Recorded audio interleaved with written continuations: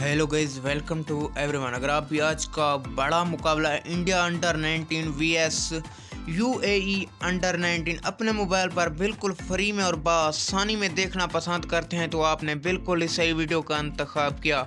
जी हाँ दोस्तों, मैं आपको सिंपल और सादा सा तरीका, आसान सा तरीका बताऊंगा जिससे आपके मोबाइल पर अभी लाइव मुकाबला चल पड़ेगा। जी हाँ दोस्तों, आपने सबसे पहले घबराना नहीं है। आपने क्या करना है, इस वीडियो के कमेंट सेक्शन में अपनी कीमती राय ज़रूर देनी है कि आज का बड़ा मुकाबला कौन सी टीम जीतेगी और आप कौन सी टीम को सपोर्ट कर रहे हैं। जी हाँ दोस्तों, आपने सबसे पहले क्या करना है, इस वीडियो को लाइक करके चैनल को सब्सक्राइब और इसके साथ बेल आइकन को ऑल पर इनेबल कर देना है। कमेंट सेक्शन में फ्री मैच लिख देना है।